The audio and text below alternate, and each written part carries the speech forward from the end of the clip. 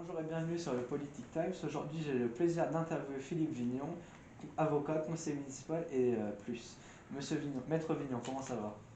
Ça va très bien, ça va très bien. Je suis heureux de vous accueillir. Donc aujourd'hui, dans cette interview, nous allons voir votre parcours, votre métier d'avocat et votre engagement au sein de la ville de Saint-Quentin. Donc Maître Vignon, pourriez-vous vous présenter?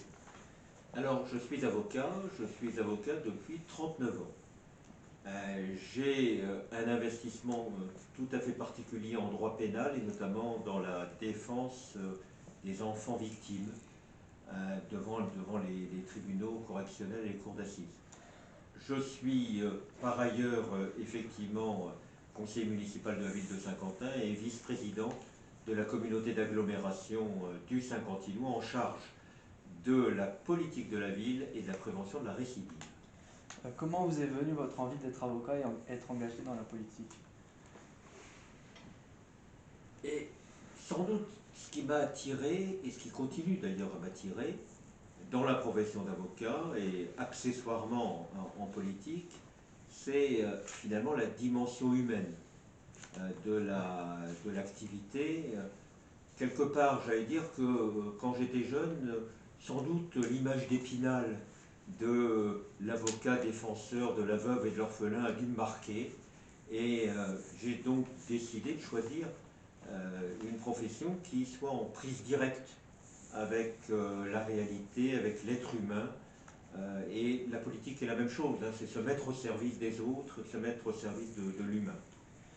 Quel parcours avez-vous fait pour en arriver là et selon vous, quelles sont les meilleures études pour parvenir à devenir avocat? Alors, les meilleures études, pour devenir avocat, il faut faire des études de droit de toute manière. Donc, il n'y a pas forcément de bac plus important l'un que l'autre. Le droit, c'est aussi éloigné des mathématiques que de la littérature.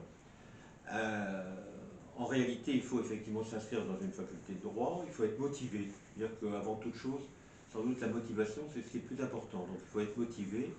Il faut faire un bac plus 5, c'est-à-dire un master 2 en droit, et ensuite passer un concours qui est celui de l'accès à l'école d'avocat. Alors il y en a une à Lille, qui est l'ICSAD.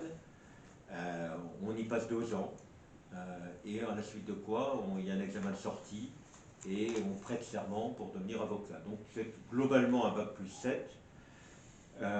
Les qualités principales, c'est sans doute euh, l'écoute.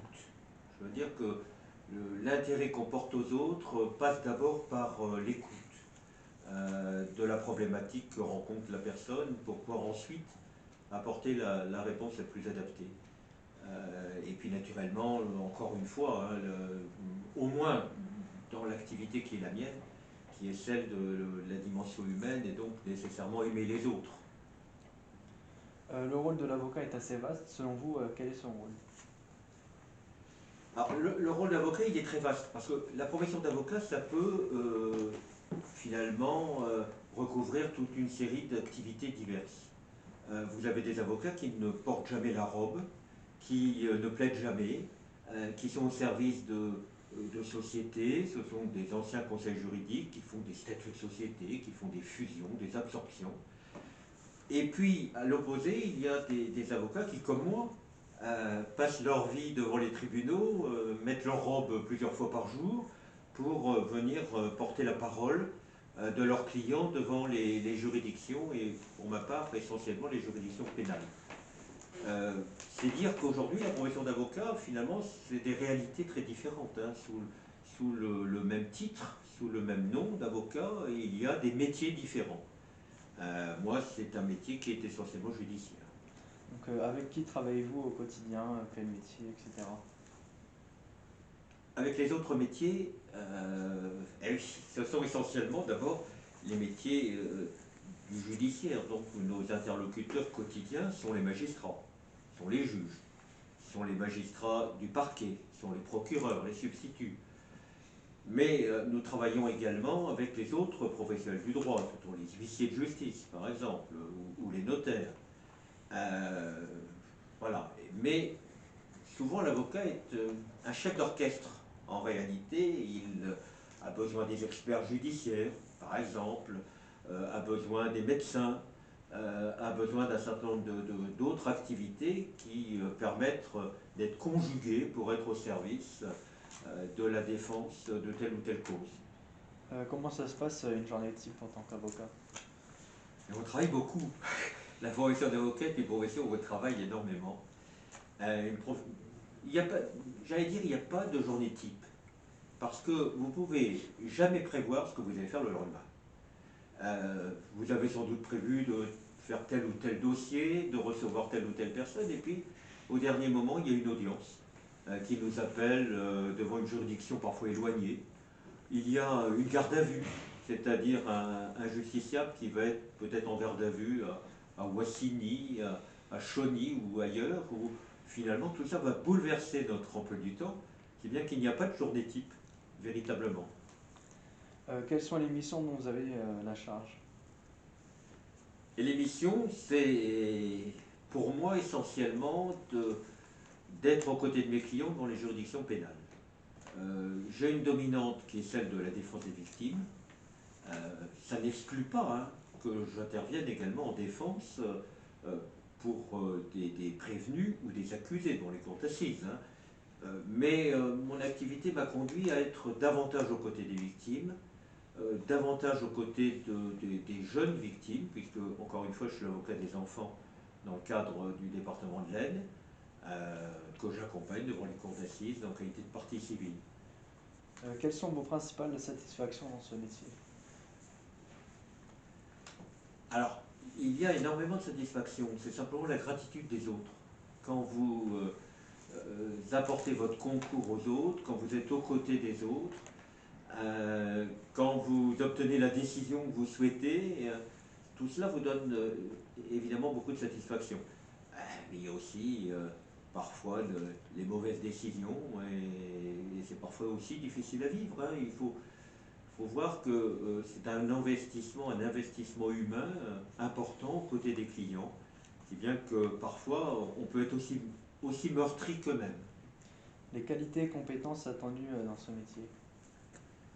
Alors dans le métier qui est le mien, encore une fois, la profession d'avocat, ça peut recouvrir d'autres réalités, mais c'est effectivement l'intérêt qu'on porte aux autres, la volonté de se mettre au service des autres, et donc les qualités, c'est d'abord des qualités humaines. J'évoquais tout à l'heure l'écoute, c'est essentiel. Pouvoir d'abord écouter les autres, d'abord pouvoir investir les autres de manière à les défendre. Oui.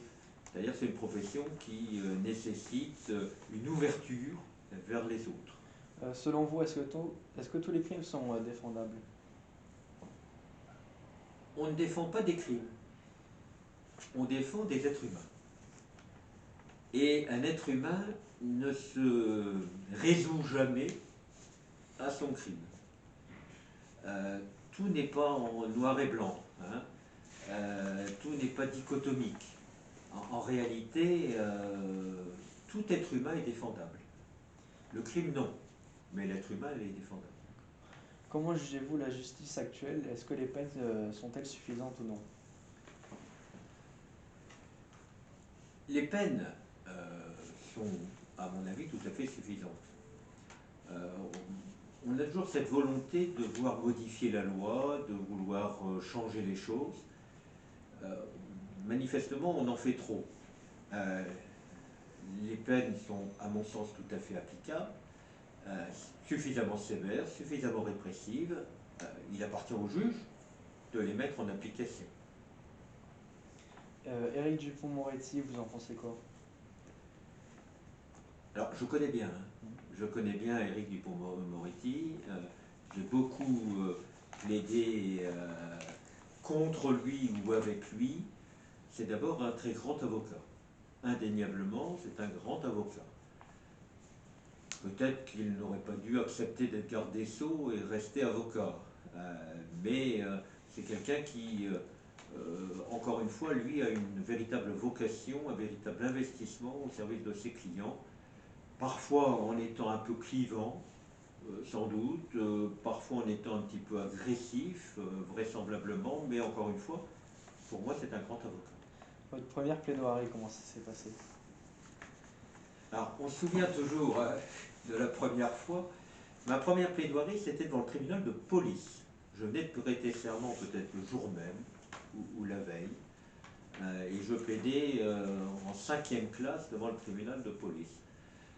J'avais complètement écrit ma plaidoirie à la main, bien évidemment, et voilà, donc j'en garde un bon souvenir. Vous avez été aussi bâtonnier de l'ordre à 2 reprises entre 2007 et 2008 et en 2018, pardon. Pourriez-vous rappeler les missions d'un bâtonnier? Alors, le bâtonnier, c'est le chef de l'ordre, c'est-à-dire que les avocats sont regroupés, adossés aux tribunaux judiciaires et regroupés au sein d'un ordre, qu'on appelle aussi le barreau. Il y a le barreau de Saint-Quentin ici, mais dans le département, il y a le barreau de Laon et le barreau de Soissons. Et à la tête de l'ordre,